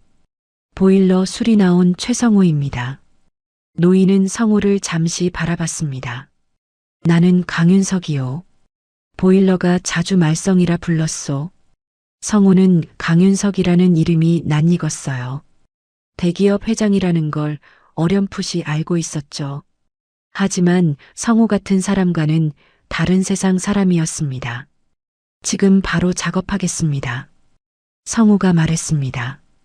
윤석은 고개를 끄덕였어요. 보일러실은 지하에 있소. 천천히 하시오. 집사가 성호를 지하로 안내했습니다. 계단을 내려가니 최신 보일러 시스템이 설치되어 있었어요. 성호는 점검을 시작했죠. 복잡한 시스템이었지만 성호에게는 어렵지 않았습니다. 1시간쯤 작업하고 나니 문제를 찾았어요. 센서 불량이었죠. 성호는 부품을 교체하고 다시 테스트했습니다. 정상적으로 작동했어요. 성호는 공구를 정리하고 위로 올라갔습니다. 윤석에게 보고하려고 거실로 향했어요. 그런데 윤석은 보이지 않았죠. 성호는 주변을 둘러봤습니다. 그때 벽에 걸린 큰 액자가 눈에 들어왔어요. 가족 사진이었습니다. 성호는 무심코 다가가 사진을 봤죠. 그 순간 성호는 얼어붙었습니다. 사진 속에는 젊은 부부와 5살쯤 되어 보이는 남자아이가 있었어요. 성호는 아이의 얼굴을 보고 손이 떨리기 시작했죠. 까만 눈동자, 작은 인매, 그리고 귀 옆에 난 작은 점. 성호는 자신도 모르게 귀를 만졌습니다. 똑같은 위치에 점이 있었어요. 성호는 사진을 더 자세히 봤죠. 아이의 눈매, 얼굴 윤곽, 모든 게 거울 속 자신과 닮아 있었습니다. 이상하다. 성호는 중얼거렸습니다. 심장이 미친 듯이 뛰었어요. 우연일까요? 아니면 기사 양반 왜 그러시오? 뒤에서 윤석의 목소리가 들렸습니다. 성호는 깜짝 놀라 돌아봤어요. 윤석이 성호를 바라보고 있었죠. 성호는 떨리는 손으로 사진을 가리켰습니다. 이 아이, 혹시 언제 찍은 사진입니까? 윤석의 표정이 굳어졌습니다. 한참을 침묵하더니 낮은 목소리로 대답했어요. 30년 전이요. 성호는 숨이 막혔습니다. 30년 전, 성호가 고아원에 들어간 바로 그 시기였어요. 이 아이는 성우가 떨리는 목소리로 물으려 했습니다. 윤석이 먼저 말했어요. 내 아들이지. 실종됐네. 그 순간 성우의 머릿속에서 잊고 살던 단어 하나가 떠올랐습니다. 실종. 고아원 기록에서 봤던 그 단어. 이름 없는 아이, 발견 장소 고속도로, 휴게소, 추정 나이 5살. 성우는 사진을 다시 봤습니다. 귀 옆에 점, 눈매, 입모양. 모든 게 일치했어요. 성우는 온몸이 떨렸죠. 회장님. 성우가 떨리는 목소리로 윤석을 불렀습니다. 윤석이 성우를 바라봤어요. 성우는 용기를 내어 말했죠. 이 아이. 저입니다. 거실에 무거운 침묵이 흘렀습니다. 윤석의 얼굴이 창백해졌어요. 윤석은 성우를 뚫어지게 바라봤죠. 무슨 말이오? 윤석의 목소리가 떨렸습니다. 성우는 계속 말했어요. 저는 30년 전에 고속도로 휴게소에서 발견되었습니다. 부모도 몰랐고 이름도 없었어요. 고아원 기록에는 실종 아동으로 나와 있습니다. 성우는 귀를 가리켰습니다. 그리고 저도 여기 점이 있습니다. 사진 속 아이와 똑같은 위치예요. 윤석은 천천히 성우에게 다가왔습니다. 성우의 얼굴을 자세히 봤어요. 그리고 사진과 비교했죠. 윤석의 손이 심하게 떨리기 시작했습니다. 안 돼. 이럴 수가. 윤석이 중얼거렸습니다. 윤석은 성우의 귀 옆을 봤어요. 작은 점이 거기 있었죠. 사진 속 아이와 정확히 같은 위치였습니다. 정말 내가. 윤석의 목소리가 잠겼습니다. 윤석은 뒤로 물러서며 소파에 주저앉았어요. 얼굴이 새하얗게 질렸죠. 성우도 다리에 힘이 풀렸습니다. 이게 현실일까요? 30년 만에 아버지를 찾은 걸까요? 집안의 공기가 얼어붙었어요. 성우와 윤석은 서로를 바라만 봤습니다. 30년의 시간이 그 사이에 흐르고 있었어요. 말로 표현할 수 없는 충격과 혼란이 두 사람을 휘감았죠. 거실에 무거운 침묵이 흘렀습니다. 성우는 소파에 앉은 윤석을 바라봤어요. 윤석은 고개를 숙인 채 말이 없었죠.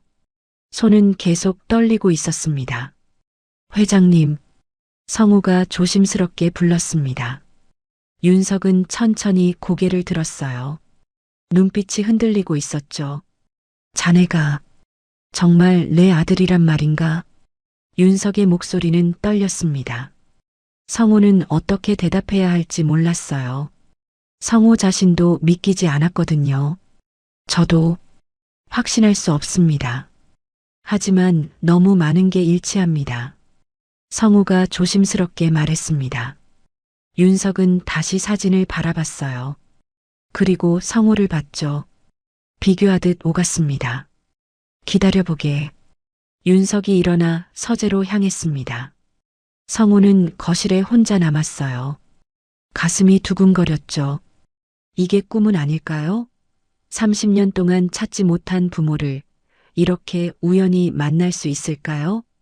잠시 뒤 윤석이 돌아왔습니다. 손에 낡은 파일을 들고 있었어요. 윤석은 파일을 펼쳐 성우에게 보여줬죠. 이게 당시 기록이네. 아들이 실종됐을 때 경찰에 신고한 자료일세. 성우는 파일을 들여다봤습니다. 사진, 신체 특징, 실종 날짜, 모든 게 적혀 있었어요. 성우는 신체 특징 부분을 봤죠. 왼쪽 귀 뒤점, 오른쪽 새끼발가락에 작은 흉터. 성우는 신발을 벗었습니다. 그리고 양말을 벗어 발을 보여줬어요. 오른쪽 새끼발가락에 작은 흉터가 있었죠. 윤석은 그 흉터를 보고 손으로 입을 막았습니다. 눈에서 눈물이 흘러내렸어요. 하느님, 정말 내가 맞구나. 윤석이 떨리는 목소리로 말했습니다. 윤석은 성우의 손을 잡으려 했어요. 하지만 성우는 본능적으로 손을 거뒀죠. 죄송합니다. 아직 실감이 안 납니다. 성우가 당황하며 말했습니다. 윤석은 손을 거두며 고개를 끄덕였어요. 그럴 만도 하지. 나도 믿기지 않네. 두 사람은 다시 침묵했습니다. 뭘 말해야 할지, 어떻게 해야 할지 알 수 없었어요. 30년이라는 시간이 너무 컸죠. 어떻게 살아왔나? 윤석이 조심스럽게 물었습니다. 성우는 잠시 생각했어요. 뭐부터 말해야 할까요? 고아원에서 자랐습니다. 16에 나와서 공장에서 일했고요. 기술을 배워서 지금은 보일러 기사로 일하고 있습니다. 성우의 대답은 짧고 담담했습니다. 하지만 그 안에는 30년의 고통이 담겨 있었어요. 윤석은 그걸 느꼈죠. 힘들었겠구나. 윤석의 목소리가 잠겼습니다. 성우는 고개를 저었어요. 괜찮았습니다. 살아왔으니까요. 하지만 성우의 목소리에는 씁쓸함이 묻어났습니다. 괜찮지 않았어요. 한 번도 괜찮았던 적이 없었죠. 나는 윤석이 입을 열었습니다. 나는 평생 자네를 찾았네. 경찰도 동원하고 사람도 고용했지. 하지만 찾지 못했어. 윤석의 눈에서 눈물이 계속 흘렀습니다. 미안하네. 정말 미안하네. 성우는 윤석의 사과를 들으며 복잡한 감정이 들었어요. 미움, 원망, 서러움. 하지만 동시에 안도감도 있었죠. 드디어 자신이 누구인지 알게 된 겁니다. 왜 저를 잃어버리신 겁니까? 성우가 물었습니다. 윤석은 한참을 침묵했어요. 그리고 천천히 입을 열었죠. 그날 자네를 데리고 외출했었네. 회사 일로 바쁜 시기였지만 자네가 가고 싶어 해서. 윤석의 목소리가 떨렸습니다. 고속도로 휴게소에 들렀는데 갑자기 급한 전화가 왔어. 회사에 큰 문제가 생겼다고. 나는 잠깐만이라고 생각하고 자네를 차에 두고 전화를 받으러 갔지. 윤석은 얼굴을 손으로 가렸어요. 돌아왔을 때는 자네가 없었네. 차 문이 열려 있었고 자네는 사라졌어. 성우는 윤석의 말을 들으며 가슴이 아팠습니다. 그날의 기억은 성우에게도 없었어요. 너무 어렸으니까요. 그 뒤로 미쳐버렸지. 경찰을 불렀고 모든 사람을 동원했어. 하지만 자네는 발견되지 않았네. 윤석이 계속 말했습니다. 나중에 들었어. 누군가 자네를 데려갔다고. 하지만 그게 누군지 왜 그랬는지는 몰랐지. 성우는 혼란스러웠습니다. 누군가 자신을 데려갔다고요? 왜요? 저를 누가 데려간 겁니까? 성우가 물었습니다. 윤석은 고개를 저었어요. 모르네. 당시에는 알 수 없었어. 경찰도 단서를 찾지 못했지. 성우는 불안했습니다. 뭔가 숨겨진 이야기가 있는 것 같았어요. 회장님 혹시... 성우가 물으려 했을 때 집사가 들어왔습니다. 회장님, 비서실장님께서 급한 일이 있다고 연락이 왔습니다. 윤석은 한숨을 쉬었어요. 지금은 안 되네. 나중에 하라고 해. 집사가 난처한 표정을 지었습니다. 이사회 관련 건이라고 하셨습니다. 윤석은 잠시 고민했어요. 그리고 성우를 봤죠. 미안하네. 급한 일을 처리해야 할 것 같네. 내일 다시 만날 수 있겠나? 성우는 고개를 끄덕였습니다. 네, 괜찮습니다. 윤석이 명함을 꺼내 성우에게 건넸어요. 내일 전화하게. 꼭. 성우는 명함을 받아들었습니다. 윤석은 성우를 한참 바라봤어요. 뭔가 더 말하고 싶은 표정이었죠. 성우는 집을 나왔습니다. 차에 올라 시동을 걸었지만 출발하지 못했어요. 손이 떨려서 핸들을 제대로 잡을 수 없었죠. 나에게 아버지가 있었다. 성우는 중얼거렸습니다. 30년 동안 혼자라고 믿었어요. 하지만 아버지가 있었던 겁니다. 그리고 아버지도 자신을 찾고 있었다고요. 성우는 눈물이 났습니다. 기쁨인지 슬픔인지 알 수 없었어요. 그저 눈물이 멈추지 않았죠. 성우는 그날 밤 한숨도 자지 못했습니다. 좁은 반지하 방에 누워 천장만 바라봤어요. 머릿속은 복잡했죠. 아버지를 찾았다는 기쁨, 30년을 혼자 살았다는 서러움, 그리고 알 수 없는 불안감. 다음 날 아침 성우는 윤석에게 전화했습니다. 윤석은 반가운 목소리로 대답했어요. 오늘 저녁에 만나세. 집으로 오게나. 성우는 고개를 끄덕이고 전화를 끊었습니다. 하루 종일 일을 했지만 집중할 수 없었어요. 계속 윤석 생각만 났죠. 저녁이 되자 성우는 다시 그 대저택으로 향했습니다. 윤석이 현관에서 기다리고 있었어요. 어제보다 훨씬 밝은 표정이었죠. 어서 오게. 식사 준비를 해뒀네. 윤석이 성우를 안으로 안내했습니다. 넓은 식탁에 음식이 가득했어요. 성우는 이런 식사를 본 적이 없었죠. 앉게나. 편하게. 윤석이 말했습니다. 성우는 조심스럽게 앉았어요. 윤석도 맞은편에 앉았죠. 많이 먹게. 자네가 좋아했던 음식들일세. 윤석의 말에 성우는 의아했습니다. 자신이 좋아했던 음식이요? 성우는 기억도 나지 않았어요.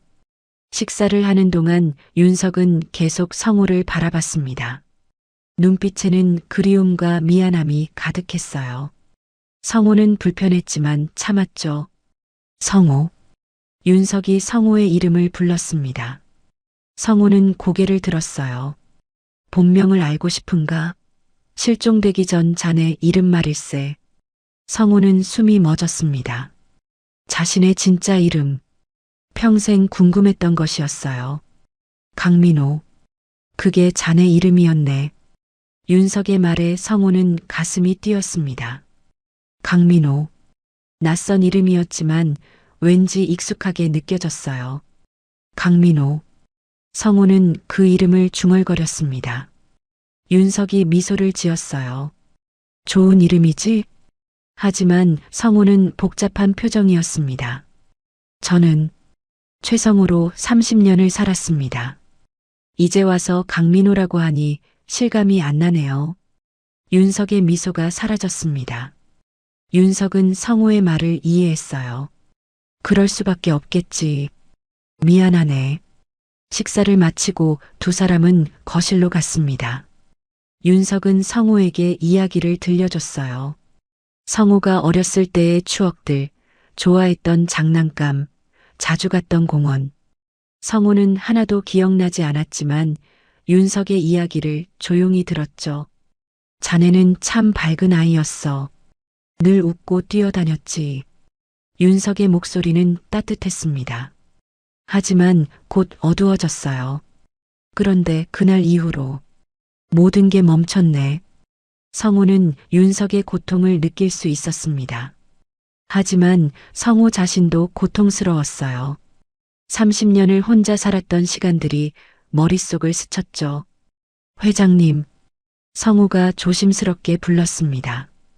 어제 말씀하셨잖습니까? 누군가 저를 데려갔다고요. 그게 무슨 뜻입니까? 윤석의 표정이 굳어졌습니다.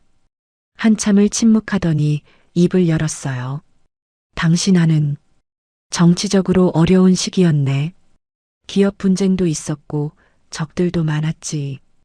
윤석은 창밖을 바라봤습니다. 자네를 노린 협박이 여러 번 있었어. 그래서 경호를 강화했지만 윤석의 목소리가 떨렸습니다. 그날 내가 방심했네. 잠깐이라고 생각했는데. 성우는 윤석의 말을 듣고 온몸에 소름이 돋았습니다.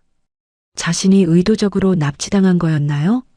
그럼 저를 버린 게 아니었습니까? 성우가 떨리는 목소리로 물었습니다. 윤석은 급히 고개를 저었어요. 절대 아니네. 나는 한 번도 자네를 버린 적 없어.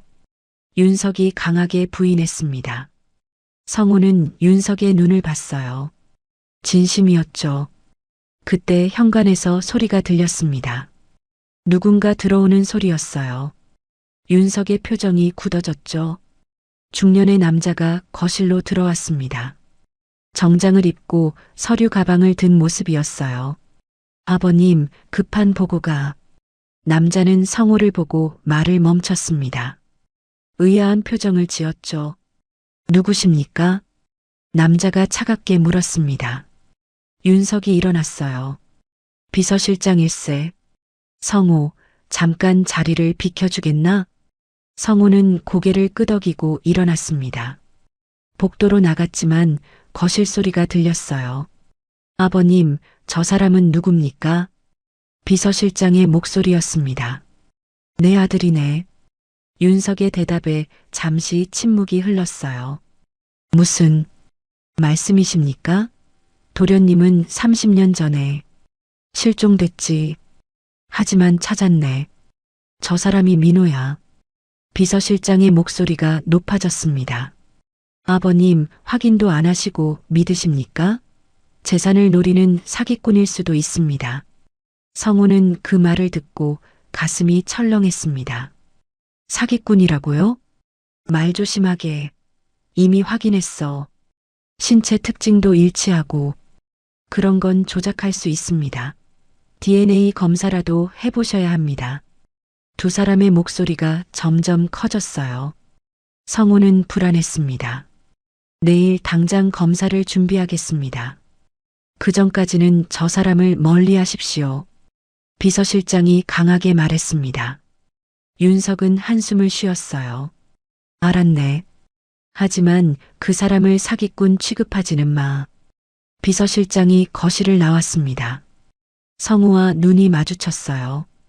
비서실장의 눈빛은 차갑고 의심스러웠죠. 성우는 다시 거실로 들어갔습니다. 윤석이 미안한 표정으로 성우를 봤어요. 미안하네. 저 사람이 좀 신중한 편이라서. 성우는 고개를 저었습니다. 아니에요. 당연한 절차죠. 저도 확실히 알고 싶습니다.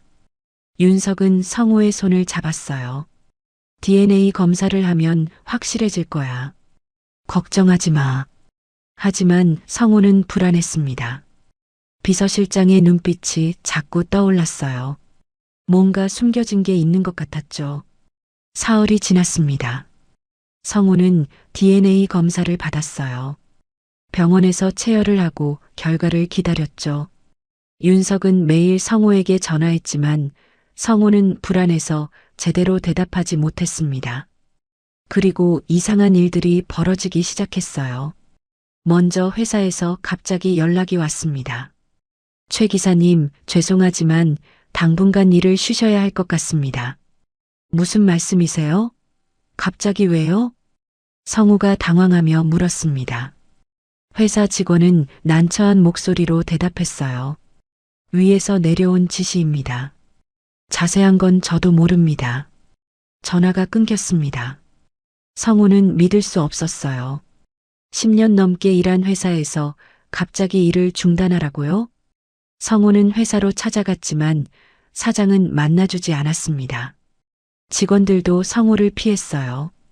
뭔가 잘못되고 있었죠. 저녁에 성우는 윤석에게 전화했습니다. 하지만 윤석은 받지 않았어요. 성우는 여러 번 전화했지만 소용없었죠.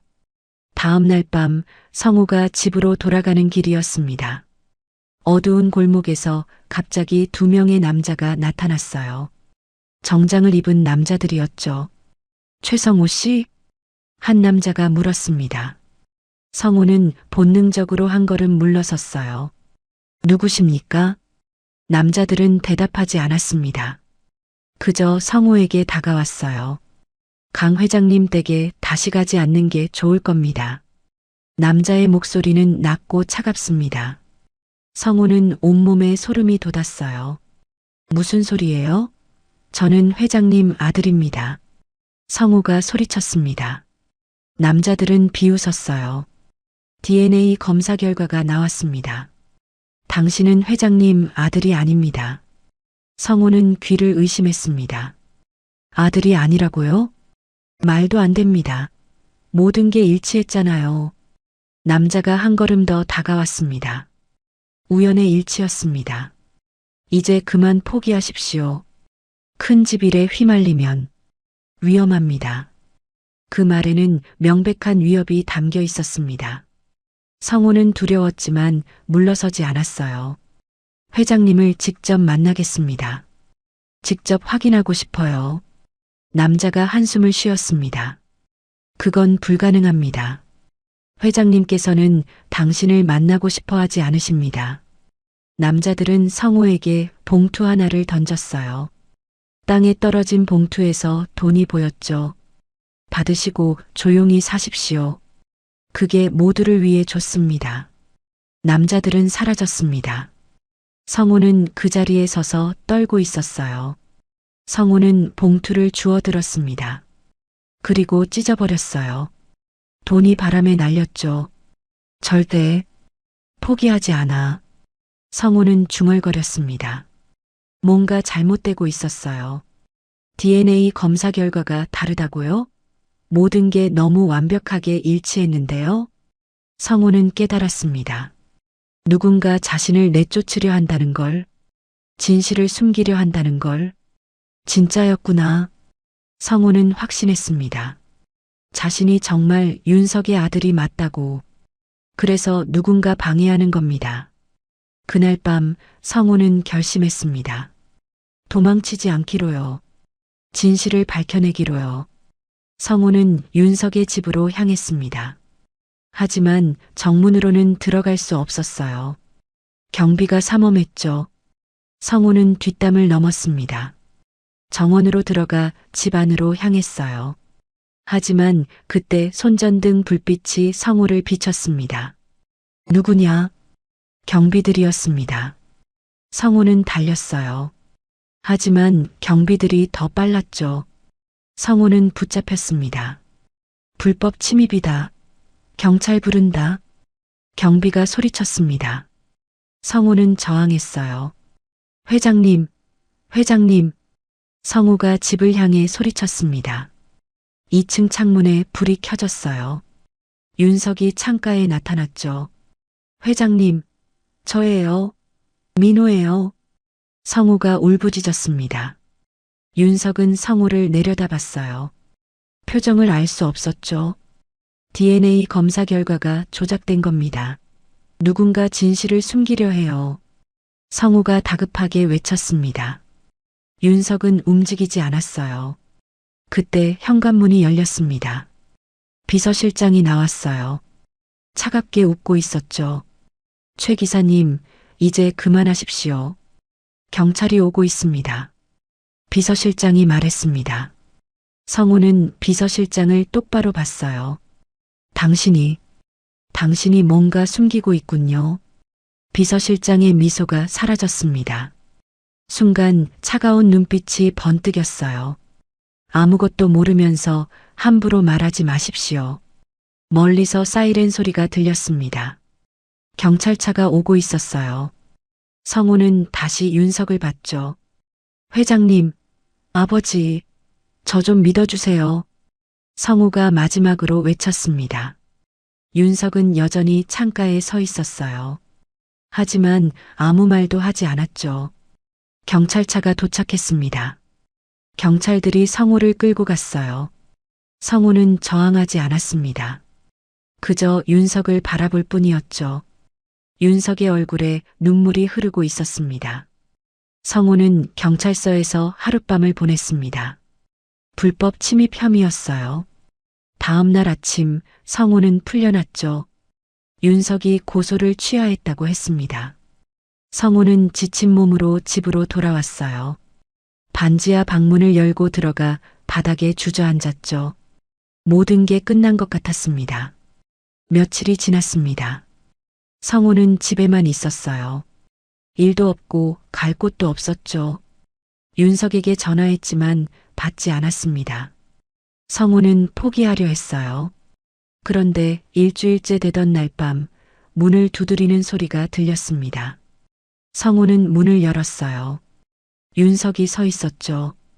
회장님, 성우는 믿을 수 없었습니다. 윤석이 이런 곳까지 찾아올 줄은 몰랐어요. 들어가도 되겠나?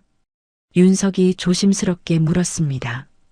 성우는 황급히 문을 열어줬어요. 윤석은 좁은 방 안을 둘러봤죠. 낡은 가구, 곰팡이 핀 벽, 차가운 공기. 여기서 살아왔구나. 윤석의 목소리가 떨렸습니다. 성우는 부끄러웠어요. 죄송합니다. 보여드릴 만한 곳이 못 됩니다. 윤석은 고개를 저었습니다. 그리고 소파에 앉았어요. 성우도 맞은편에 앉았죠. 한참 침묵이 흘렀습니다. 윤석은 손을 떨고 있었어요. 무슨 말을 해야 할지 모르는 것 같았죠. 미안하네. 윤석이 마침내 입을 열었습니다. 내가 자네를 믿지 못했어. 성우는 윤석을 바라봤습니다. 윤석의 눈에는 눈물이 고여 있었어요. DNA 검사 결과를 믿었지. 자네가 내 아들이 아니라고 나왔거든. 윤석의 목소리가 떨렸습니다. 하지만 그날 밤 자네가 날 부르는 걸 보고 알았어. 자네가 정말 민호라는 걸. 성우는 숨을 죽이고 들었습니다. 그래서 조사를 했네. 병원 기록을 다시 확인했지. 윤석은 서류 봉투를 꺼냈습니다. 결과가 조작되어 있었어. 성우는 눈이 커졌어요. 조작이라고요? 누군가 병원 직원에게 돈을 줬더군. 검사 결과를 바꾸라고. 윤석은 봉투에서 서류를 꺼냈습니다. 진짜 검사 결과였어요. 이게 진짜일세. 자네는 내 아들이 맞네. 성우는 서류를 받아들었습니다. 손이 떨렸어요. 친자 확률 99.9%. 성우는 진짜 윤석의 아들이었던 겁니다. 누가, 왜 이런 짓을 한 겁니까? 성우가 떨리는 목소리로 물었습니다. 윤석은 깊은 한숨을 쉬었어요. 비서실장일세. 윤석의 대답에 성우는 놀라지 않았습니다. 예상했던 답이었거든요. 왜요? 왜 저를 내쫓으려 한 겁니까? 윤석은 창밖을 바라봤습니다. 내게는 자네밖에 없거든. 유일한 아들이지. 윤석이 설명했습니다. 만약 자네가 돌아오면 내 재산은 모두 자네 것이 되네. 비서실장은 그걸 원하지 않았어. 성우는 이해했습니다. 재산 때문이었군요. 비서실장은 30년 동안 내 곁에 있었네. 자네가 없는 동안 나를 도왔지. 윤석의 목소리는 씁쓸했습니다. 자네가 나타나면 그의 위치가 흔들리거든. 그래서 자네를 내쫓으려 한 거야. 성우는 분노가 치밀었습니다. 재산 때문에 자신을 내쫓으려 했다고요? 그 사람은 지금 어디 있습니까? 성우가 물었습니다. 윤석이 대답했어요. 해고했네. 그리고 경찰에 신고했어. 조만간 체포될 거야. 성우는 안도했습니다. 하지만 동시에 허탈했어요. 회장님, 성우가 조심스럽게 불렀습니다. 제가 궁금한 게 있습니다. 30년 전 누가 절 데려간 겁니까? 윤석의 표정이 어두워졌습니다. 한참을 망설이더니 천천히 입을 열었어요. 내가 자네를 버렸네. 성우는 숨이 멎었습니다. 무슨 말인지 이해할 수 없었어요. 30년 전 정치적 압박이 심했어. 자네를 노린 협박이 계속됐지. 윤석의 목소리가 떨렸습니다. 나는 두려웠네. 자네가 다칠까봐. 그래서 자네를 숨기기로 했어. 윤석은 얼굴을 손으로 감쌌습니다. 믿을 수 있는 사람에게 자네를 맡겼지. 잠깐만이라고 생각했어. 상황이 나아지면 다시 데려오려고. 성우는 윤석의 말을 듣고 가슴이 아팠습니다. 하지만 그 사람이 자네를 데리고 사라졌네. 돈을 받고 배신한 거야. 윤석의 목소리는 고통으로 가득했습니다. 나는 미쳐버렸어. 자네를 찾으려 했지만 흔적도 없었네. 성우는 눈물이 났습니다. 윤석은 자신을 버린 게 아니었어요. 지키려다가 잃어버린 겁니다. 나중에 알았지. 그 사람이 자네를 고속도로 휴게소에 버렸다는 걸. 하지만 그때는 이미 늦었어. 윤석도 울고 있었습니다. 미안하네, 민호야. 정말 미안해. 성우는 일어나 윤석에게 다가갔습니다. 그리고 윤석을 껴안았어요. 30년 만의 포옹이었죠. 괜찮습니다, 아버지. 이제 찾았잖아요. 두 사람은 한참을 울었습니다. 30년 동안 쌓였던 그리움과 고통이 터져 나왔어요. 한참 뒤 윤석이 몸을 떼며 말했습니다. 집으로 가자. 이제 우리 집으로. 성우는 방을 둘러봤습니다. 30년을 살았던 이 좁은 공간. 하지만 이제는 떠날 때가 된 것 같았어요. 네, 아버지. 성우는 처음으로 윤석을 아버지라고 불렀습니다. 윤석의 얼굴에 환한 미소가 번졌어요. 일주일 뒤 윤석은 기자회견을 열었습니다. 서울 시내 한 호텔 대연회장이었어요. 기자들과 방송국 카메라가 가득했죠. 재계의 큰 인물이 긴급 기자회견을 연다는 소식에 모두가 모여든 겁니다. 성우는 대기실에서 긴장한 채 기다렸어요. 윤석이 성우의 어깨를 두드렸죠. 괜찮겠나? 윤석이 물었습니다. 성우는 고개를 끄덕였어요. 네, 아버지. 괜찮습니다. 하지만 성우의 손은 떨리고 있었습니다. 곧 전국에 자신의 이야기가 알려질 거예요. 성우는 두려웠죠. 시작하겠습니다. 진행 요원이 알렸습니다.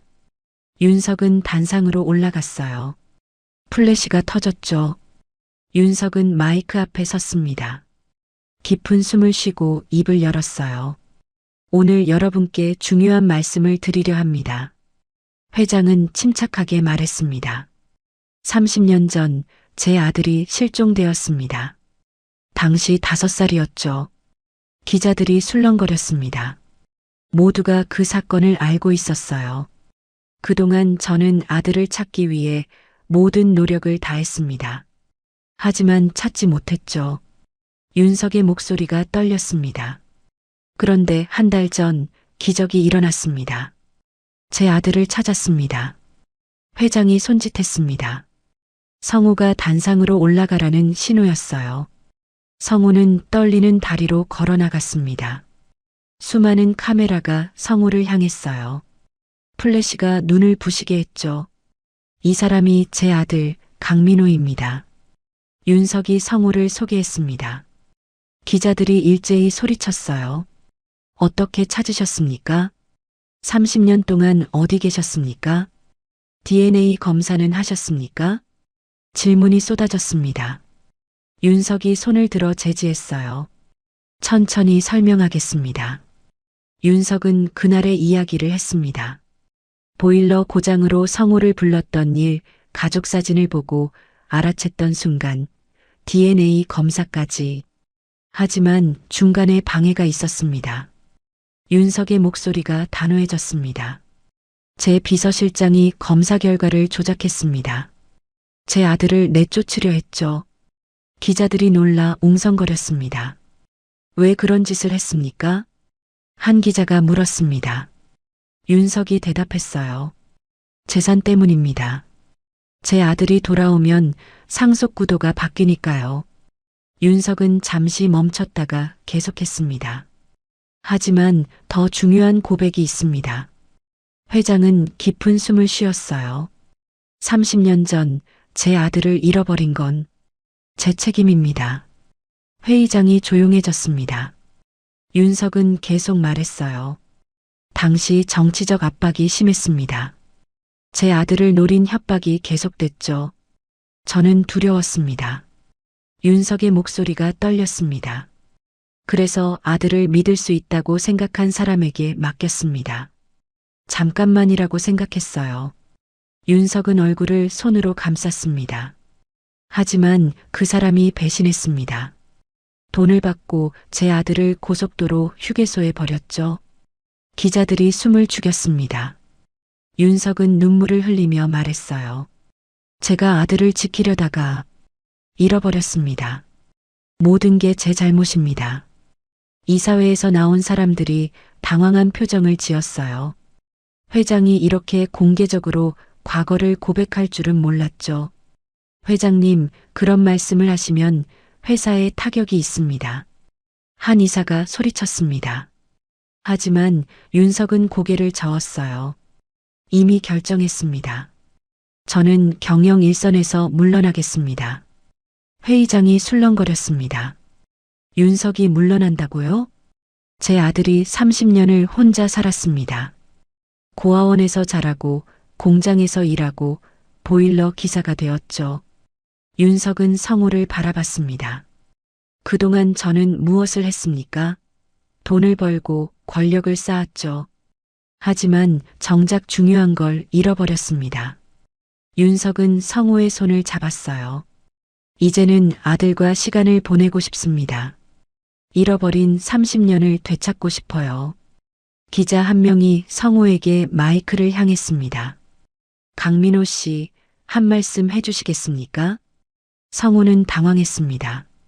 하지만 윤석이 격려하는 눈빛을 보냈어요. 성우는 용기를 내어 마이크 앞에 섰죠. 저는 성우의 목소리가 떨렸습니다. 저는 재벌 아들이 아닙니다. 보일러 기사입니다. 성우는 침착하게 말했어요. 30년을 그렇게 살아왔고 앞으로도 그렇게 살 겁니다. 기자들이 놀란 표정을 지었습니다. 성우는 계속 말했어요. 하지만 이제는 아버지가 있습니다. 그것만으로도 충분합니다. 성우는 윤석을 바라봤습니다. 저는 도망치지 않겠습니다. 아버지와 함께 새로운 시작을 하려고 합니다. 기자회견장에 박수가 터져 나왔습니다. 성우는 눈물을 흘렸어요. 윤석도 울고 있었죠. 회견이 끝나고 두 사람은 대기실로 돌아왔습니다. 윤석이 성우를 껴안았어요. 잘했네, 아들. 성우도 윤석을 꼭 안았습니다. 고맙습니다, 아버지. 그날 저녁 뉴스는 이 이야기로 가득했습니다.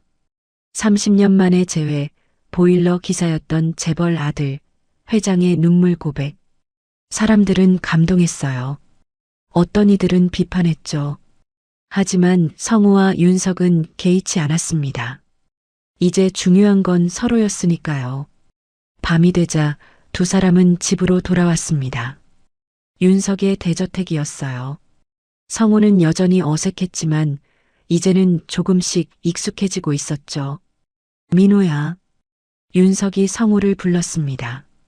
내일부터 새로운 시작이야. 준비됐나? 성우는 미소를 지었어요. 네, 아버지. 준비됐습니다. 석 달이 지났습니다. 윤석은 약속대로 경영 일선에서 물러났어요. 회장직은 전문 경영인에게 맡겼죠. 이사회는 처음에 반발했지만 윤석의 결심은 확고했습니다. 성우는 여전히 보일러 기사로 일했어요. 윤석이 회사 일을 맡으라고 여러 번 권유했지만 성우는 거절했죠. 저는 이 일이 좋습니다, 아버지. 30년을 해온 일이에요. 성우의 말에 윤석은 고개를 끄덕였습니다. 억지로 바꾸려 하지 않았어요. 성우가 선택한 삶을 존중했죠. 하지만 달라진 것도 있었습니다. 성우는 이제 대저택에서 살았어요. 처음에는 어색했지만 점점 익숙해졌죠. 무엇보다 윤석과 함께 있다는 게 좋았습니다. 어느 명절 아침이었습니다. 성우는 일찍 일어나 거실로 내려갔어요. 윤석이 벌써 일어나 창밖을 바라보고 있었죠. 아버지, 일찍 일어나셨네요. 성우가 말했습니다. 윤석이 돌아서며 미소를 지었어요. 잠이 안 오더구나. 오늘 함께 차례를 지낼 생각을 하니까. 성우도 미소를 지었습니다. 평생 혼자 보낸 명절이었어요. 하지만 이제는 가족이 있었죠. 두 사람은 함께 차례상을 차렸습니다. 윤석이 음식을 놓고 성우가 정리했어요. 서툴렀지만 따뜻했죠. 어머니 사진도 놓을까요? 성우가 조심스럽게 물었습니다. 성우의 어머니는 10년 전에 세상을 떠났어요. 윤석은 고개를 끄덕였죠. 그래야지. 내 어머니도 기뻐하실 거야. 두 사람은 차례를 지냈습니다. 윤석은 돌아가신 아내에게, 성우는 만나보지 못한 어머니에게 절했어요. 눈물이 났지만 참았습니다.